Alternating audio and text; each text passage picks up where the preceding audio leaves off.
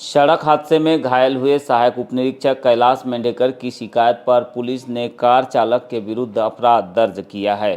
थाना कोतवाली से प्राप्त जानकारी के अनुसार 8 अक्टूबर के दिन कंट्रोल रूम में पदस्थ सहायक उपनिरीक्षक कैलाश अपनी मोटरसाइकिल से पुलिस अधीक्षक कार्यालय की ओर जा रहा था। इस दौरान जिला न्यायालय के ठीक सामने वाहन क्रमांक MP 50 ZA 0562 के चालक ने लापरवाही पूर्वक वाहन को बीच रोड में खड़ा करके दरवाजा खोल दिया, जिससे मोटरसाइकिल अचानक से दरवाजे से टकरा गई। इस हादसे में एएसआई मेंढेकर को हाथ और पसली के अलावा सिर में चोट लगने के कारण नागपुर में इलाज के लिए भर्ती किया गया था, जहां से वापसी के बाद कैलाश मेंढेकर ने पुलिस थाने में मामले की शिकायत की है। इसी आधार पर वाहन चालक के विरुद्ध BNS की धारा 281 125A के तहत मुकदमा दर्ज कर पुलिस के द्वारा जांच की जा रही है।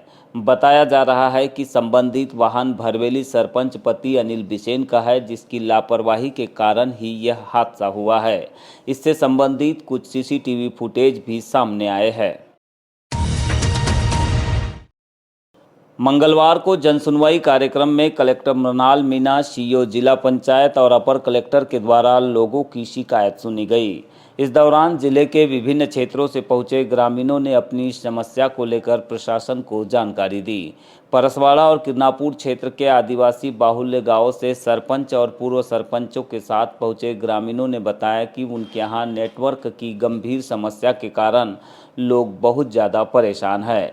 टावर लगाए जाने के बावजूद उन्हें शुरू नहीं किया गया है, जिससे स्कूलों में स्मार्ट क्लास की सुविधा बंद है।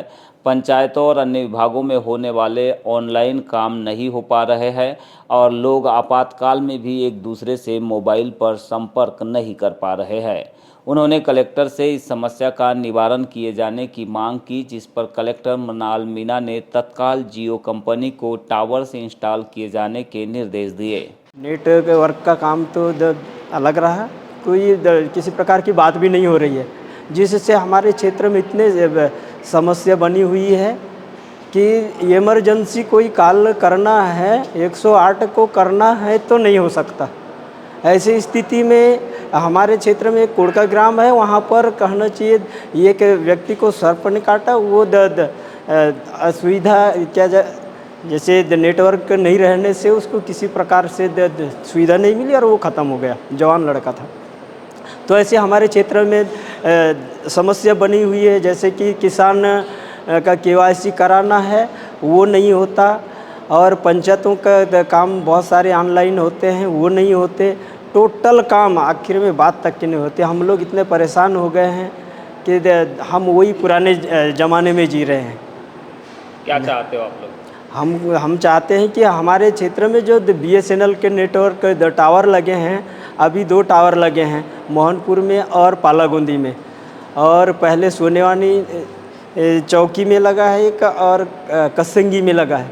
तो कम से कम वो बात तो हो और हमारे संपर्क तो रहे। शासन प्रशासन तो ये कहते हैं डिजिटल इंडिया, परंतु आज हम लोग वही पुराने ज़माने में जी रहे हैं। ये बड़ी दुख की बात है। हमको नेटवर्क नहीं रहने की वजह हमको 50 किलोमीटर की दूरी में जाना पड़ता है जिला मुख्यालय, और ज़्यादा ही है तो फिर इतने ग्रामों में भी जाके अपना KYC करते हैं, जैसे कि 20 किलो 30 किलोमीटर के अंतराल में बाहर जंगल या कोई दरार जहाँ नेटवर्क मिलती है वहाँ पे। कब से है ये समस्या? ये समय 18 साल पहले मेरे शादी हुई है, जब से आई हूँ मैं मेरे मायके में, तब से मेरे को नेटवर्क की कोई समस्या ही समझ में नहीं आ रही है। उसके बाद में फिर नेटवर्क लगा, 3 तो टावर लगे हैं, पर तीनों में कोई चालू नहीं।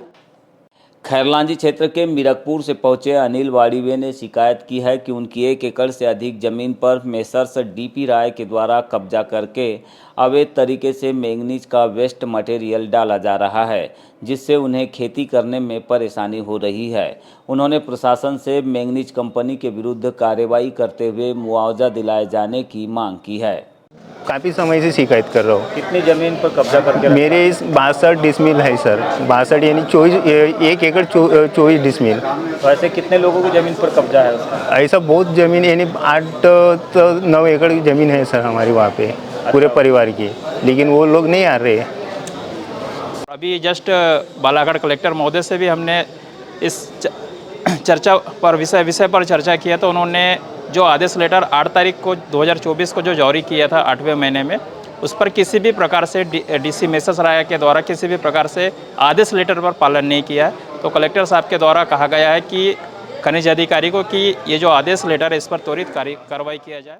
जनपद पंचायत किरनापुर के अंतर्गत ग्राम पंचायत माटे के पोल्ट्री टोला से पहुंचे आदिवासी किसान चरणलाल भेड़ाम ने सरपंच, सचिव और रोजगार सहायक के विरुद्ध शिकायत की है। उन्होंने बताया कि उनके खेत में मीनाक्षी तालाब की स्वीकृति मिली थी, लेकिन आज दिनांक तक कोई भी तालाब नहीं बना और सरपंच, सचिव की मिली भगत से स्वीकृत तालाब की राशि भी निकाल ली गई। तो फिर इसका सूचना मेरे को हमारे पंचायत में यानी कि मीटिंग लगी थी। उस मीटिंग के पश्चात हमारे को पता चला, वहाँ पे ये सूचना मिला कि नहीं, कमलाबाई भेड़ाम का में मीनाक्षी तालाब फाइनल होके आ चुका है, ऐसा वहाँ से लिस्ट मिला हमारे को। इसके ऊपर ये कार्रवाई कर रहे हैं, तो वही कार्रवाई अपना कलेक्टर साहब को दिए हैं। कौन सी पंचायत का मामला है, बना है क्या नहीं? नहीं, तालाब नहीं बना है और पंचायत है ग्राम माटे पंचायत। बना ही नहीं? नहीं, तालाब नहीं बना और पैसे निकाल लिए हैं इसमें। The Buddhist society of India की ओर से मलाजखंड में 68वां धम्मचक्र प्रवर्तन दिवस धूमधाम से मनाया गया। इस मौके पर पूज्य भंते धम्मबोधि ने शाम 5 बजे बुद्ध विहार प्रांगण में पंचशील ध्वजारोहण किया। इसके बाद बोधि वृक्ष की पूजा की गई। कार्यक्रम में पूज्य भंते ने कहा कि 14 अक्टूबर 1956 के दिन नागपुर की दीक्षा भूमि में लाखों उपासक उपासिकाओं के बीच डॉक्टर बाबा साहेब अम्बेडकर ने धम्म की दीक्षा ली और दुनिया भर के लोगों को बौद्ध धम्म का संदेश दिया। धम्मचक्र प्रवर्तन दिवस पर मंचीय कार्यक्रम के पश्चात बच्चों और महिलाओं के लिए भी अलग अलग कार्यक्रम किए गए। शाम 4 बजे सामूहिक पूजा वंदना के बाद भोजन दान भी किया गया। बताया गया कि आगामी 17 अक्टूबर को धम्मदीप बुद्ध विहार में वर्षावास का समापन किया जाएगा। कार्यक्रम में बुद्धिस्ट सोसाइटी के अध्यक्ष समीर नंदागौली, उपाध्यक्ष धम्मदीना रंगारी, सचिव श्याम एगारे, सहसचिव धम्मपाल चौरे और कार्यकारिणी सदस्य ब्रजेश रंगारे, पत्रकार अशोक एगारे, DR मानकर, राजेश रामटेके, VN डोंगरे, डेविड नंदागौली सहित बड़ी संख्या में उपासक उपासिकाएं मौजूद रहे। तद्यम्पि धम्मं शरणं गच्छामि।